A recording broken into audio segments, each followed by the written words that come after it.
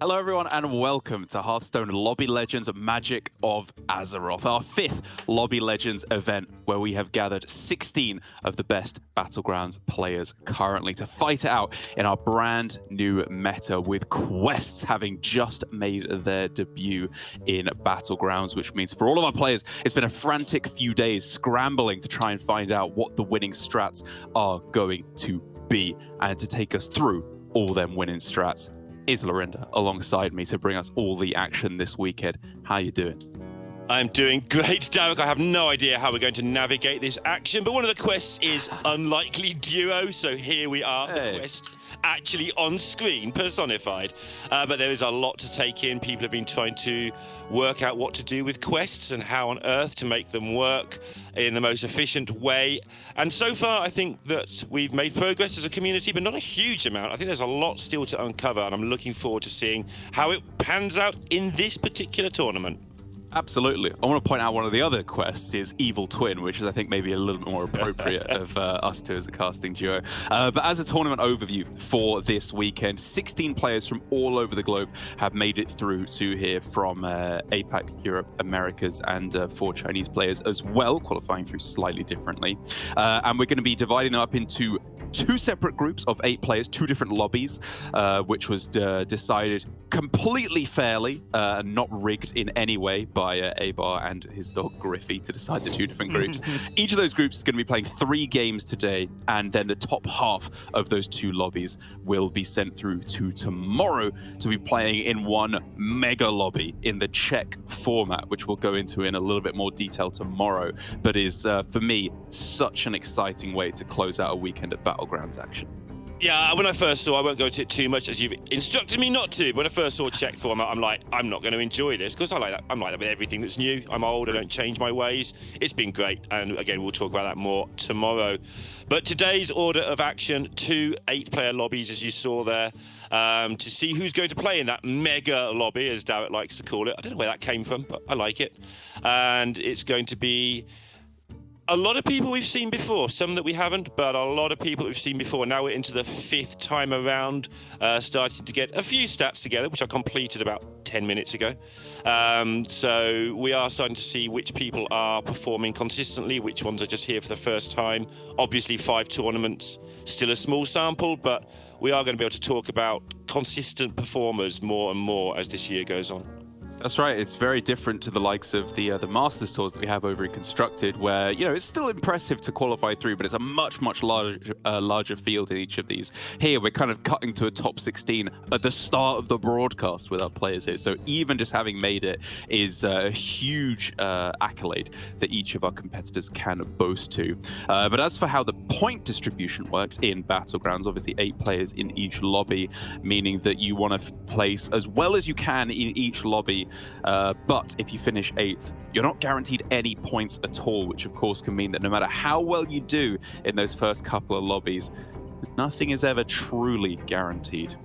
Yep, you've got to get in the top 4 total points earners. And if you can't understand this graphic, by the way, give up now. This is the world's easy. This is like beginner level graphic. Okay, it's like, just, if I was with TJ here, we'd be ripping into this graphic time and time again. But yeah, it's, there's so many different ways of explaining how this works. But you get a point per place is the simplest. But yeah, like Derek just said, you get 8th in the first one. You've really got to get 2 good finishers to make it into that top 4. And then, but that's the other side of that, is you don't have to win any lobbies to get into that top 4. If you find a strategy that, you know, like taking Daryl, getting 3rd place over and over again, that's fine in this first round of stuff. But with that money on the line, it's not so fine tomorrow, Derek. A lot of money on the line for the top players in that.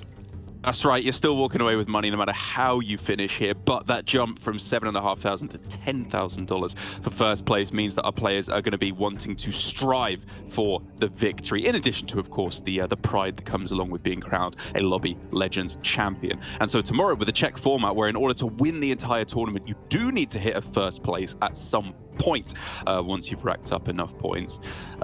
It's going to get a lot more interesting because players are going to be going for these high-risk, high-reward heroes, and more importantly, the quests. Some of these very difficult to complete quests like Staff of Origination comes to mind as one of the really big ones that you can go for.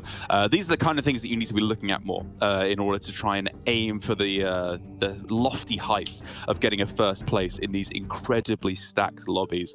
So very curious to see how players are going to be going for that with the quests in terms of how easy, how difficult to complete they are, and what is prioritized in terms of tempo versus going for these much greedier quests that can ultimately lead to a victory. Yeah, something that I don't think that we've got much of a handle on yet is how to set up going into turn 4 for the quests. So I've seen various takes on, do you go 3-on-3 anymore, anywhere, ever? And I've seen XQN say, I don't think so. I've seen other good players say, yeah, I think this is a good idea now because you're already positioned on the higher level, higher tier shops already. If the quest is good, you just start getting good stuff immediately.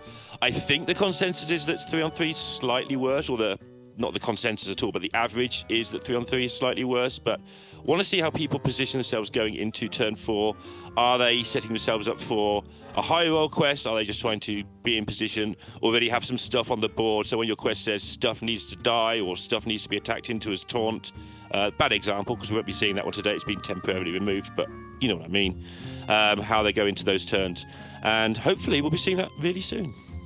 Hopefully, indeed. Going to be very interesting to see, as you say, all the different curves that players are going for, how the quest factors into that, and of course how the different heroes they can be acquiring can change that up as well. But taking a look at our competitors for Group A, Lorinda, who are some of the standout players and who are maybe some of the lesser-known players that we should be looking out for? Yep, well-known players, obviously. Zixo is the best known, mainly because of his long-standing constructed form over the years, especially one of the first players to win big tournaments over and over again. From a Battlegrounds perspective, one of my favourite players to watch, who teaches me a lot, so he's to blame for my terrible casting. Sleepy is a fantastic streamer, fantastic player. Ribapusa has been around a long time, had a lot of really good results over time, reached the final last time, has reached close to getting to the stream stages many times. And Ceci Say has also done pretty well, making it to the broadcast in the first season, but also done okay behind the scenes in a couple of others. The other players I'm not so well known on, but and God5, we've got another player with 5 at the end of their name in this. This is going to be amusing to me. Yeah, it's a good selection, I think, of different notoriety and playstyle as well. Like Zixo, you talk about him being an old school tournament winner. He's also just one of the most iconic ladder grinders that we've ever had in Hearthstone, be it standard or battlegrounds as well. And I do think that's going to carry on over to this weekend as well. But then moving on to, if we can, Group B as well, which is also going to be played out today. First 3 games of Group A, then 3 games from Group B. There's obviously a real standout name here that you and I were both looking at his stream last night to get a last-minute bit of insight, but a lot of very respectable names alongside XQN. Yeah, Alex in particular has had a really good time in Lobby Legends previously. Came pretty close in one of them, I seem to remember. So I'm frantically scrolling now. Not that close, but has impressed us with his play, at least in the stages. Mm-hmm. Obviously, Friturus is a player who we see do pretty well from time to time. But I want to have a rant about XQN. Sorry, it's going to rant. Please. I'm saving this rant for some time. XQN somehow has a reputation amongst viewers, amongst people who don't know the scene that well, of not performing well in tournaments so far, because he hasn't spiked one. I had a look at XQN's record. He's qualified for all 5 Lobby Legends, like, early stages. Mm-hmm. The first stage is you're in a lobby of 8, you like this group, exactly the same. You play 3 games. He's got out of that group all 5 times. Mm-hmm. So, and then the second group is the same again. He's got out of that of 5 attempts 3 times to make it to 3 broadcasts. And on broadcast, he's been in the group twice, and he's got out of the groups once. He's not doing badly in competitive play just because he hasn't won a tournament. He is doing quite well, thank you very much. Probably one of the best results of anybody. Yeah, I mean, it's the name of the game with Battlegrounds, right? It's easy to focus on the flashy big tournament wins, which are incredibly impressive, of course. But it's consistency. That's the name of the game with Battlegrounds. That's how you climb. That's how you improve. You just want to be doing better than average as much as you can. And that is quite obviously what XQN has been able to do over his career in Battlegrounds, both on ladder and now in Lobby Legends, which hopefully he can bolster with, as you say, a much desired win in this weekend of play. But he's going to be playing in Group B. First of all, we have to run through our lobbies in Group A. And so, Lorinda, we've had a look at the players. We've had a kind of vague talk about quests, but you can focus on this question in any way you want. What are some of the signposts, some of the big talking points of this metagame as it starts to settle down a little bit more? Again, it's all about the quests, but what speed quest can you get away with? I think more and more you look at your 3 quests and you go, that's one I can complete, I'm taking it. And what it does is, it's obviously not secondary. Does it have any sort of synergy with your hero? It's really important, but you've got to complete your quest or you will top 8. Like, it's simple as that. If you don't complete it, you've got nothing going on. They're so much stronger than most of the hero powers. Obviously, Gallywix might have a chat with you about that, but in general, the quests are dominating the game. You've got to pick something that is going to get done. And again, the more powerful you can get away with, the better. There's 1 or 2 you're going to look at and go, you know what? I just have to get the Wonder Ball. It's just too good. I just have to go for it no matter how hard it is. But in general, I think we're going to see people pick nice, straightforward, easy to complete quests and tempo. Use that tempo to win the lobby with, I think. Yeah, there's been some interesting talk as well. As I believe there was a kind of a hotfix patch that rolled out just before this tournament started, which has changed the numbers a tiny bit on some of the quests, made some of them a little bit harder to complete, some of them a little bit easier to complete. And a lot of the harder ones have kind of become even harder, weirdly enough, like Yogtastic, Tasty Staff of Origination as well. Some of these very, very high value but quite rare quests that you're looking to get have become even harder. But I fully agree. I think as the meta started to settle a little bit, people are thinking, yeah, these nice, easy to complete quests are generally the way to go. Like Unlikely Duo, if you happen to get a tribe that you have a lot of in play or in hand, you can very often complete that in the next 1 or 2 turns, even on the same turn you get it, as I have somehow managed to do today. And just trying to get the synergy with the quest itself rather than the quest reward is, I think, a really big part of it in order to get that quest online as quick as possible. As we shall see. But with the quests being a very big part of it, how is the importance of heroes lessened as a result of that, do you think? Are our players going to be less concerned with the heroes they get than the quests themselves? Less concerned than ever before, especially in Lobby Legends. Definitely, like, don't want to trivialize your hero choice. It's still very important. Again, Gallywix and a couple of other mana cheats, Millhouse, absolutely ridiculous right now. Galewing's pretty good, Cookie's pretty good. You could list 10 or 20 that are definitely better than the others. But yes, you can get away with playing something that was previously garbage now because the quests are a little bit easy to complete with the armor. And again, quests are so important. If they're a bit easier to complete, we're at the stage that we still don't really know how much easier. I've got a massive spreadsheet full of stuff and then they change everything. So yeah, delete that, start again. Thanks everybody. But we are at the stage where it's looking like having a lot of armor means your quests are, it says slightly more easy in the patch notes. I think noticeably more easy is definitely the way forward. Like, is doing something 8 times going down to 6? That's not slightly. I can see why the wording is how it is, but it's a big difference in terms of how long it takes to do your thing. So I think the short answer, which I didn't give to answer your question, would be heroes matter a lot less than they have in recent times. All right, okay. Well, no, that's good. I'm not looking for short answers. I'm looking to bridge the gap until our first game can start here. But one of the things that I think I've liked a lot is the quests, I think, for me, have been one of my favorite additions that we've had to Battlegrounds recently, because as I was saying in the chat, it feels like there is never an or rarely, I will say, a really obviously perfect quest that you're going for, which can be fun when you get that, which was kind of the thinking behind Buddies, I suppose, when you have an objective that's specifically tailored to be really good for your game plan, which, you know, feels good when you do it at first. But for me, the big thing is trying to maneuver a game plan to work in slightly unoptimal conditions, but when you make it work, you have massive rewards as a result. And that's kind of the name of the game for the strategies overall. As a somewhat more of a Battlegrounds noob, the clearly defined strategies with making minion types just synergize together, the good old comps that we know work really well, are not necessarily quite so obvious now. There's a lot more maneuverability you have to go for in mixing and matching different strats. As we do, Lorinda, jump into our first lobby of the day. Yeah, look lively, because we are going to have a lot of information flying at us at all directions with the quest. We haven't cast quests before, so bear with us while we get the hang of it. I'm sure we'll get the hang of it reasonably quickly, but, you know, it might take a moment or two more than you expect. Okay, right out the gate, Zixo, Murloc Holmes, how are we feeling about the new hero? I like it. I think, I just said I like mana cheat, gold cheat, whatever.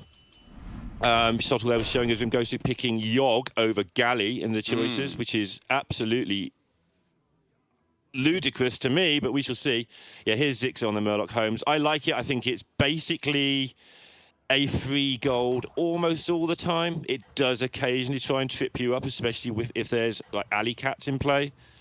But in general, I think it's just a solid gold cheating hero, and I think that's what you want. You don't know what your quest is going to be, so you want to be able to afford to do whatever it wants you to do when it comes up. So in terms of this early game, are there any kind of lobby warping heroes that have been picked right now? I know that you very often have to consider Millhouse and Scabs, the two gnomes in the lobby, in order to as to how you're going to play against them in the early game. I mean, Millhouse, for me, again, my MMR isn't up with these players. My MMR's okay. Millhouse is just ludicrous right now. There's so many things that say buy 16 of a minion or spend so much gold. Millhouse does all that stuff so well. And not only that, he does it whilst building a board that just doesn't take damage in the first 5 or 6 turns, because he's getting things 50% quicker than anybody else. So yeah, Millhouse, absolutely. What is going on here for Sessi? Hello? How do you want to do this? How on earth are we playing this? I mean, you have plenty of options, the level being the most obvious one. You have sell, buy to just give yourself the preloaded triple that you could activate at any time by just selling your final elemental. But I feel like that's maybe not the most constructive use of your gold in the next couple turns. I mean, God armor, you can just take some damage and just sell level next turn. Yeah. 3 on 3 with a minion in play, with a triple locked up, with a quest to come the turn after. I'm more than happy to sit and watch this for a couple of turns. I'll go with Sottle's judgment, because Sottle's a better judge than I. To see this progress will be quite interesting, I think. Yeah, and by holding on to 2 Celementals as well, there's always the slim chance that you could find another one for 2 triples at the same time, with the tripling the Cellies and the Water Droplets as well, which you would very happily gobble up. But now as we take a look around, you know, nothing too surprising so far. Zephrys going for 3 on 3, as we just saw there, I believe, which, like you said, is a bit of a controversial curve right now, setting up into the quest turn. Yeah, controversial or... Yeah, okay, let's go with controversial, that's fine. Certainly interesting, right? Really, no one has decided which way to go on 3 on 3. It's definitely... What's the word I'm looking for that isn't controversial, but similar? Debatable? Yeah, debatable. It's in the air. Highly contested? Yeah, keep going. Like hundreds and hundreds of different teams. As Riverpoose are building up an incredibly powerful looking board on Millhouse, so powerful that he's able to just hold stuff back in case there's something that says play out your minions. No need to overplay stuff in your hand right now. Very nicely done. All right, it's quest time, everybody. Good Here luck. we go. The most important turn that we have here, and it's going to be interesting to see how we can make it work. Snickersnack looking a little bit difficult to make work. Increasing stats, not the easiest thing to do here. Add 30 cards to your hand. Obviously working pretty well with Millhouse, whereas Refreshing Bob's Tavern, not so much, right? Yeah, I want the Evil Twin here. I think he's got the health and the position to do it. It will take a little bit of time, but Evil Twin is pretty spectacularly good when you get it going. I'm just trying to see what else the lobby. Elementals are in as well, which means you can get massive rocks and just Cyclones. Yeah. double them. They also trigger when they come into play with the Evil Twin to get even more buffs. If you get like a Master of Realities and you've got a large rock and you get another rock comes into play, all those things trigger each other. That was Henchman, but I didn't see what he had to do to get them. Me neither, yeah. But Tiny Henchman, you know, no Divine Shields right now, but not technically terrible. Some very interesting options here for Tessura. Stolen Gold was definitely the premier quest, I think, beforehand. But we can already see there, 5 elementals or demons is quite a lot to make work. Yeah, it is quite a lot. So, there we go. Another triple as well. Where are all these triples coming from so early? Okay. Going for Parasol in the end as well, I believe, which, you know, we don't have Beasts, which does make it a little bit worse, as you're obviously thinking that was the synergy with Baron Rivendell, sorry. It's generally where you're looking to go, but it's still pretty good, potentially. You can get some synergies working, or just for the moment, rely on +8 health every turn being a decent play. Can you just carry on for a sec, Derek, while I sort something? I should be with you in just a second. Sorry about that, everybody. Right, Tessura feeling the wrath of Millhouse right now and taking a pretty big hit, but I think that quest will be a big boon to him if he's finally able to get it completed. Sleepy, as we were talking about on the 3-on-3 curve, does seem to be stabilizing actually decently well. Ending up with the Deflector bot is obviously the huge amount of tempo that you are looking for, and then the classic unmagnetized Menace, meaning that you are able to get the repeat on the Divine Shield. And all in all, I think Sleepy is kind of walking away from the 3-on-3 relatively, I won't say unscathed, because he is lowest on health right now, but he's starting to stabilize at least, and if he can keep dodging the more powerful heroes like Zixo and Ribapusa on the Murloc and Millhouse. Are you going to teach me how to roll R's, right? That's going to be fun for me. Thanks. Okay. Back to Zixo, who has a really sketchy board going on at the moment. Just cobbled together any old rubbish. I'm just waiting for an update on how his quest is. We're going to see that fairly soon. It's going pretty well. He's got to lose or tie 2 combats, and I'll find out what the reward is in just a moment. Okay, well, that's interesting, because lose or tie 2 combats, like, he can do that, but he is currently top of the lobby, and he seems relatively powerful right now with his double piggyback imps as well. But I guess deliberately kind of slowing down a little bit and juicing this Warden instead to get some gold. And it is the one that end of turn give your rightmost minion stealth +8 health, whatever that's called. Oh, he's got Parasol as well. Okay. Yeah, so he's going to be, yeah, that's what it is. Yeah, so he's going to be pretty well set either way here.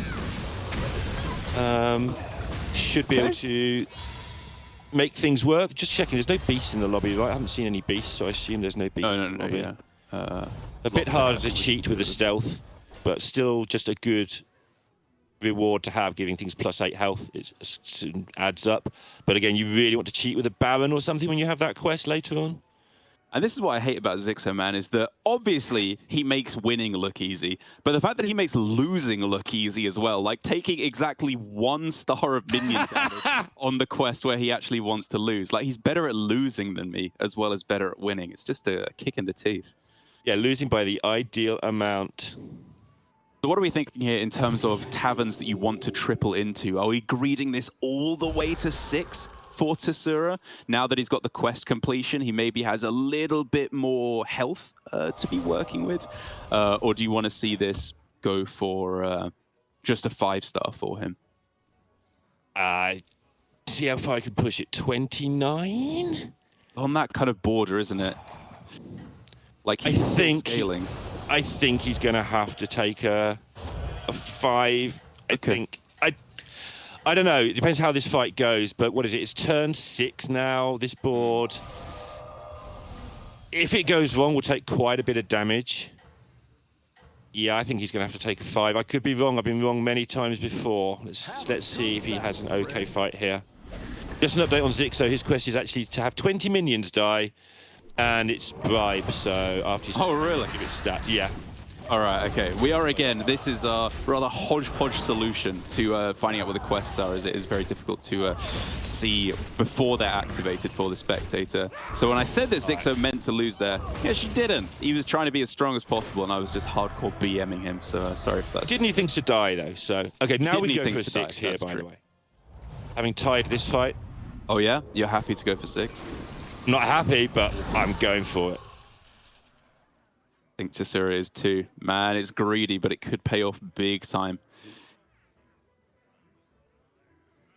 There's enough, right? You can buff your 8/21, turn into a real minion. You shouldn't get Leroyed yet. Man, Sleepy leveling to 5 as well, getting the triple. That's going to be a pretty important one to take a look at, I think, as he is very low on health right now and relying heavily on that 6 drop to help him stabilize. Yeah, Sleepy is one of those players who does enjoy playing aggressively, at least when I've watched him play. He's one of those players who just doesn't seem to die, a bit like XQN. It's like, how can you do this and get away with it? And just gets away with it somehow. All right, what have we got? Manted Queen? Manted Queen. It's kind of a late game hero, unit to be getting to get these kind of end game boards. Not necessarily immediate high tempo if you don't have the number of minion types. Oh, look at this shot though. We didn't see the war gear, which makes a bit of a difference. Here we go. Yeah, that helps things, huh? Even so, this is strong, but it's not necessarily a winner right now, is it? It probably is. But this could all go a little wrong for Sleepy if he meets the wrong opponent. Yeah, using the health though, still on 19, so most you can take. Obviously, the damage cap is 15, so that's okay. Riverpoo's a completing quest here with Millhouse, saying getting those 30 shouldn't take too long. It's turn 7. I think getting Evil Twin as well, which, hey, we're just juicing this this Taventir for every turn. Has worked out in huge amounts of tempo for him here. Yeah, and it's going to be crazy, right? Because he's got Lil Rag, so something is going to get huge, even if you're not quite sure what's going to get huge. This is just going to go off the charts in very little time. He needs it to because he's, very slightly weaker than some of the others now, but only a fraction. He is going to go nutty here. Look at this elemental setup. I love it. Rot is going to go crazy. Yeah, the whole thing's going to go off this turn, I should think. What is he on? Taventir 4, so we obviously need to find the recycler as soon as possible. Yeah. Start switching through, trying to find the Major Domo as well, if at all possible. Tessura tripling now finally into his 6 cost, and he's greeted with a Thissa? I think to go with these 3 spell bursts in hand. It's a little bit of tempo immediately, and of course the potential for some really big scaling. But the newly added Gar, or returned Gar, I should say, is that strong enough to take without any current elemental synergy, just for setup in a couple turns? I think when you've sort of gone to your 6 drops so soon, it is just a little bit too sketchy for a Gar. Obviously, if you know you're going to hit that, you might have changed your mind. But think that when you push your luck like he did over the last couple of turns, I think you then have to not push it again. So you just take the safe option in the Athisa and just get on with your life. You've pushed it, and now's the time to sort of cash in on the aggro that you've had. First time we've seen some Overseers, by the way.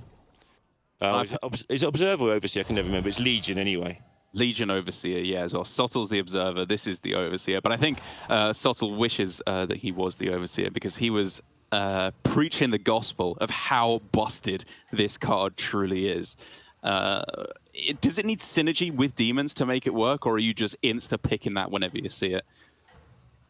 I think you just insta-pick it, honestly. Just realised that this is Scabs with double Discover and completed quest. Oh, okay, okay. Kind of the most idiotic, dumb thing that you can do in all of quests right now. That's kind of sick. Just cheat every single turn. It's really silly. So it's going to be triples galore for him. Needed to be. He's going to take a beating, Derek. Yeah, this kind of looks like a full 15.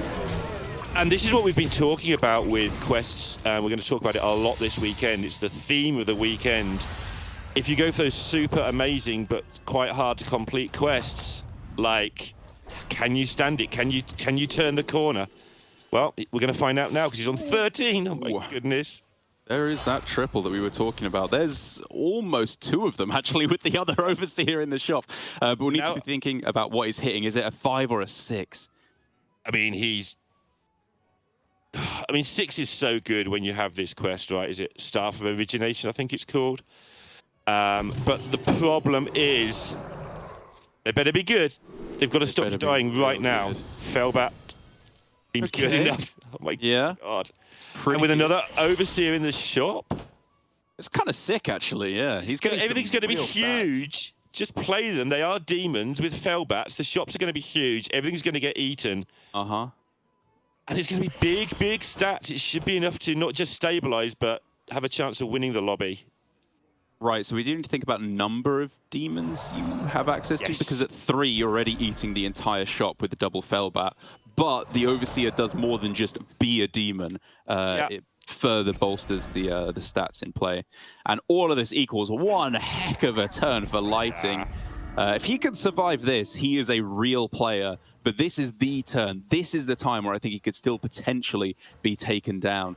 And it's all coming down to Rimgosu to see if he can take out our first player of the lobby. Yeah, looking to triple some of these stuff that he has on the board now. So he's fine to have this wide board of demons. They're not all going to get dinner. But when they get goldened, if he survives long enough, like a triple Fellbat, etc., this will all work out quite nicely. As you say, if he can survive. Oh, that's a real big Wraith Weaver there in order to try and stabilize this one. Rest of the minions, though, obviously a lot smaller than what Lighting has available. It should be okay. Even if he loses, which I don't think he will now, even if he does lose, he's going to be alive anyway. Yeah, it looks like he's just clutched it out, huh? Yeah.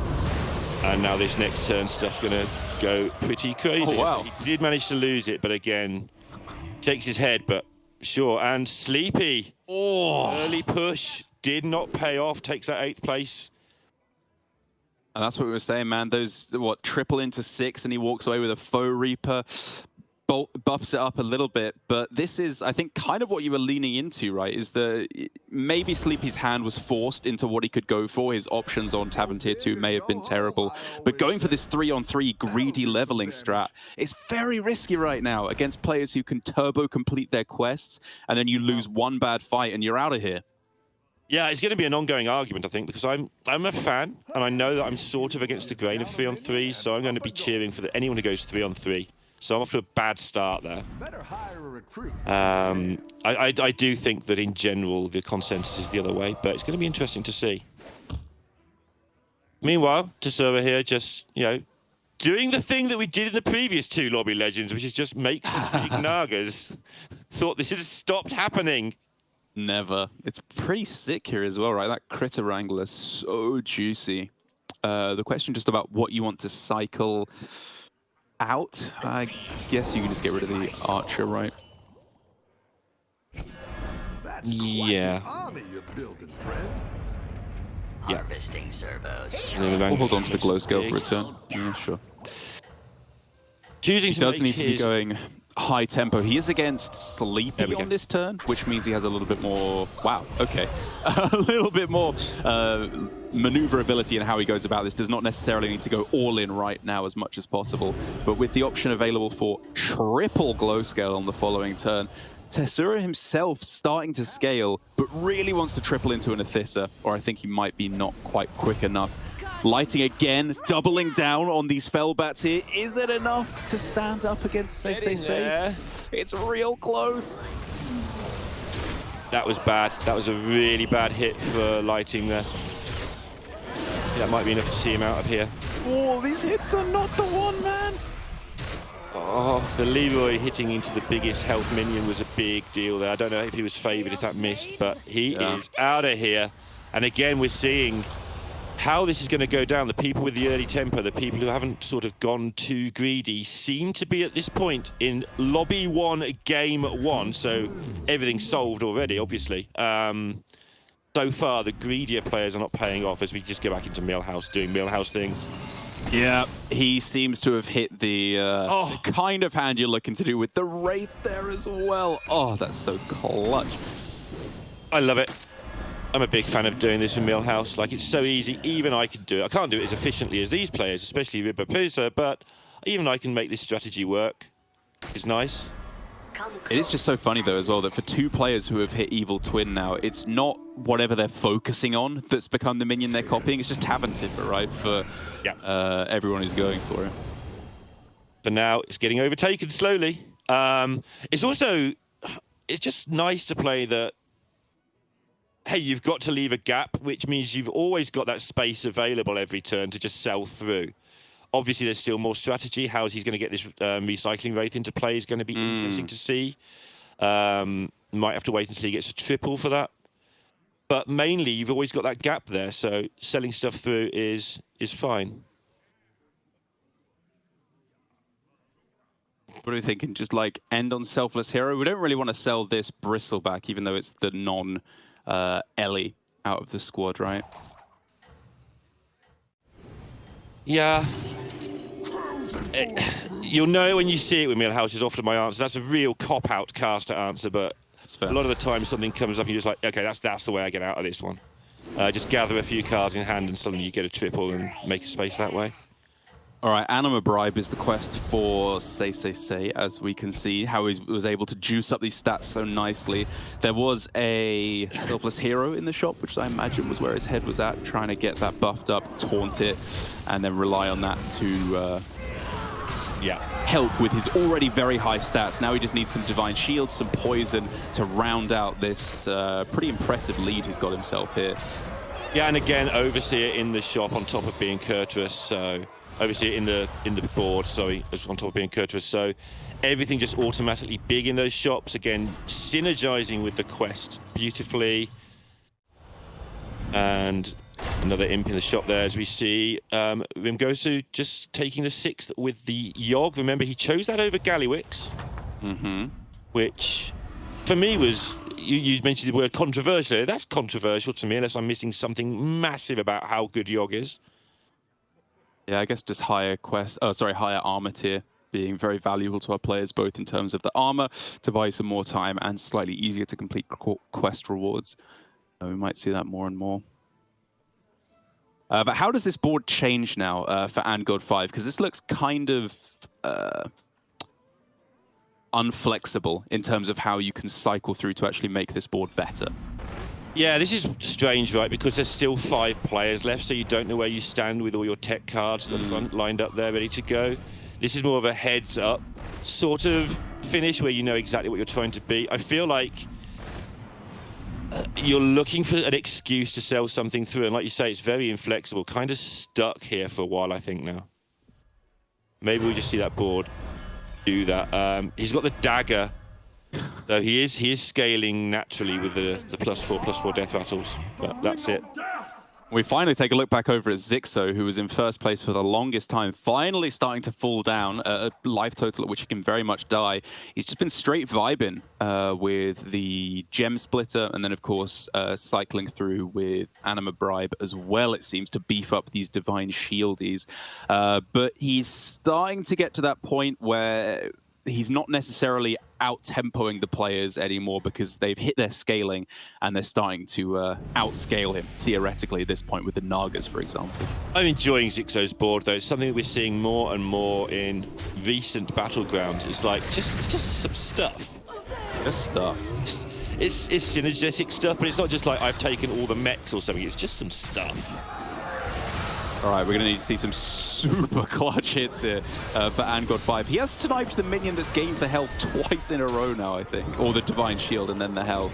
But not quite going to be enough to take out this 100 health poison minion here on the other side that I think is going to be the end for AndGod 5. And our second representative from China in Lobby A out before top 4. Yeah, and big deal, obviously, for China there having this bad start, but I'm sure that the Chinese players will be back later to do well. Oh, my goodness, what is this refresh? Wow. So if we were to triple, what are the 6 drops that we're looking for? Is it just Mantid, or are there any other spicy ones? I always think Fellback with Observer in hand, but it might be a little late, but with the double imp available... Felbat springs to mind. Mantid always springs to mind. You're quite right. About it. Yeah. I'm sure there's a couple of others, but that's about it, I think. Still feels worth it because otherwise you're leveling on this turn, which is reasonable to try and hit the Mantids the hard way, but it's really only like Leroy, Selfless, maybe a Baron that you're looking for to bolster this further. Well, definitely a Baron. Yeah, he's fine there. He can sell through things and just buff. See what happens with the observer buffing stats in the tavern. Just keep buying and selling stuff. Be mini Daryl. Yeah, exactly with that. Fake Daryl.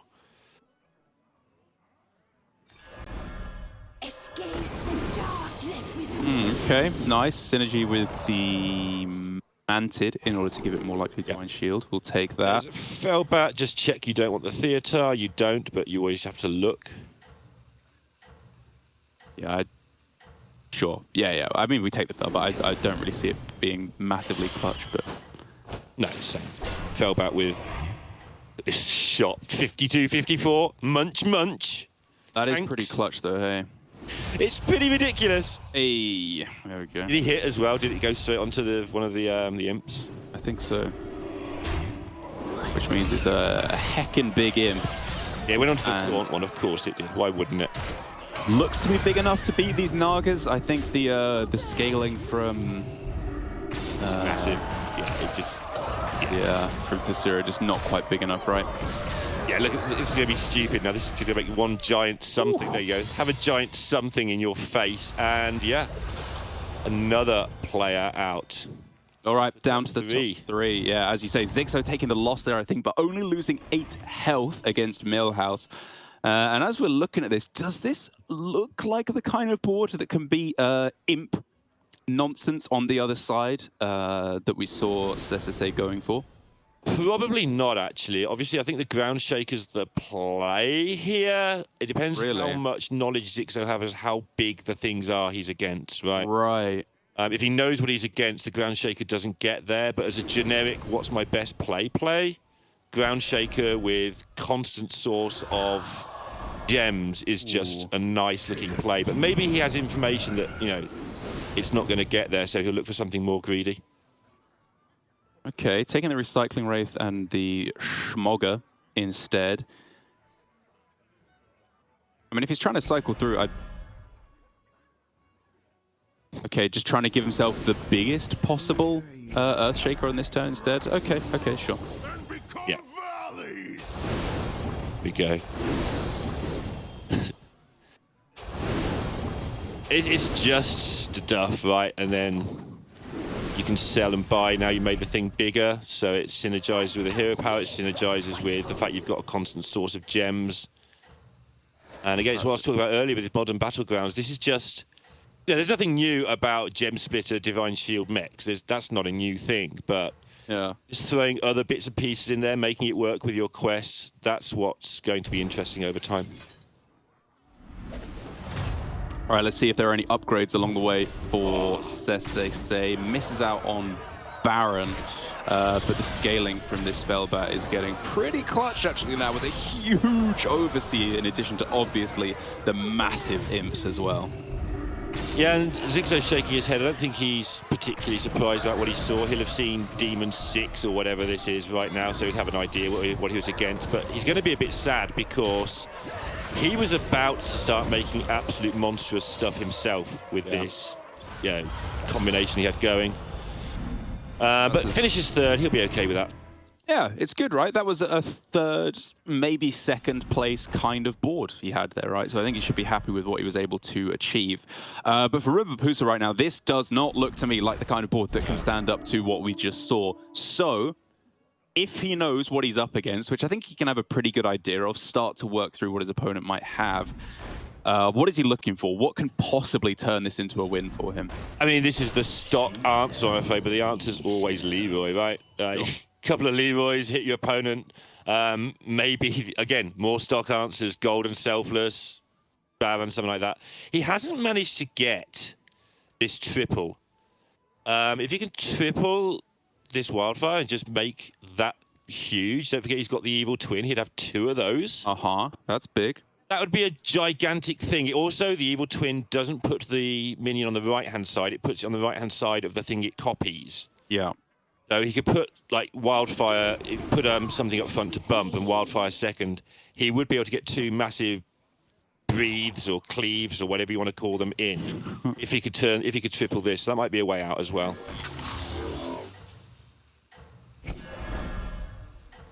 Yeah, Divine Shield. You can give yourself 2 Divine Shields with the Evil Twin. We will gobble that up every day of the week.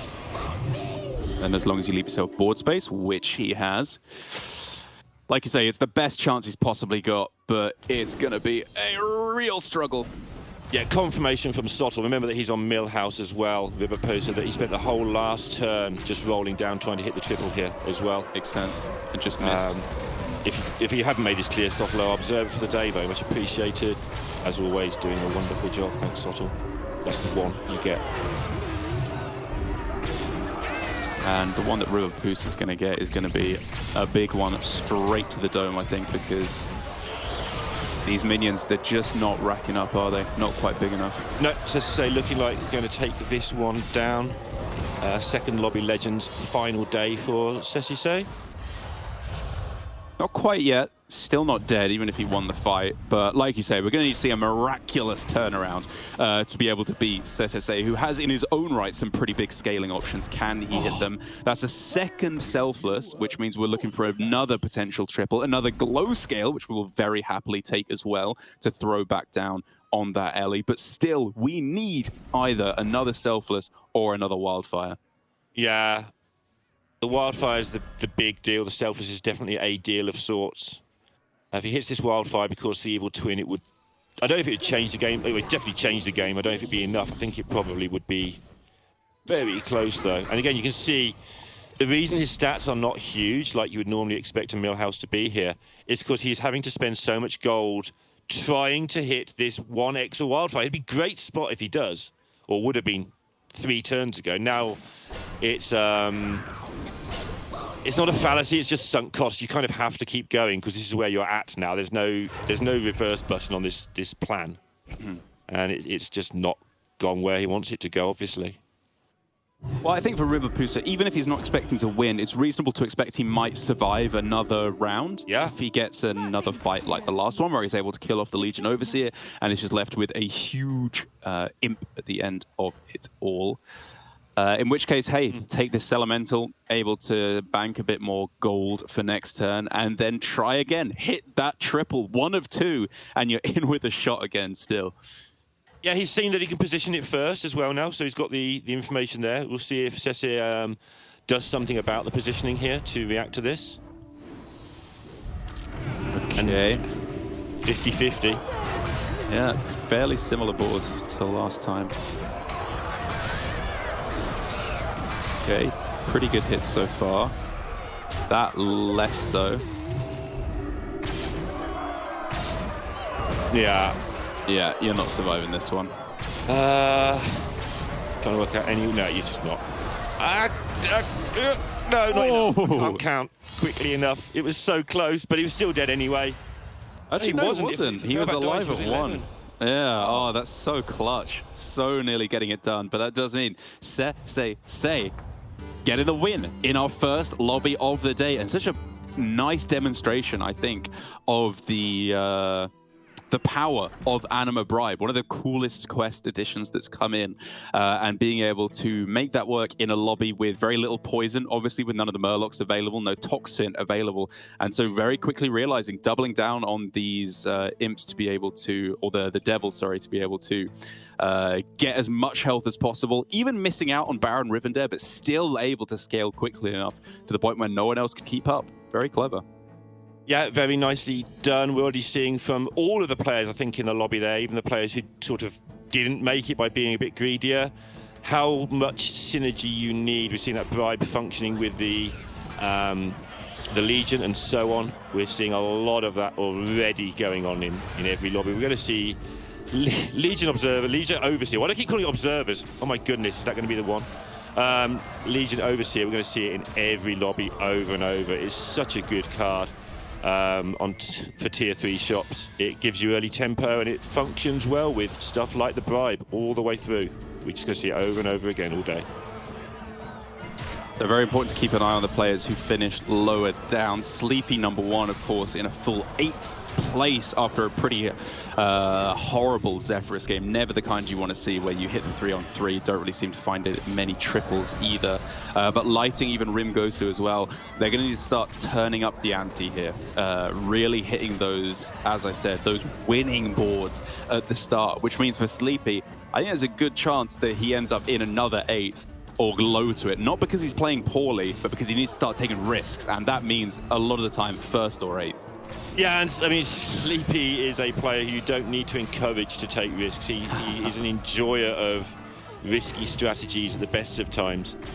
To the point where back when I was streaming Battlegrounds quite a lot, I was streaming one day, I'm like, I keep dying really early, what am I doing wrong? And somebody says, you're watching too much Sleepy. I'm like, it's like to be Sleepy and do it that way, but to copy somebody who's doing that sort of strategy and do it badly doesn't work so well. So, yeah. All right, there is the standings. Obviously, 7, 6, 5, 4, 3, 2, 1 for now. No ties.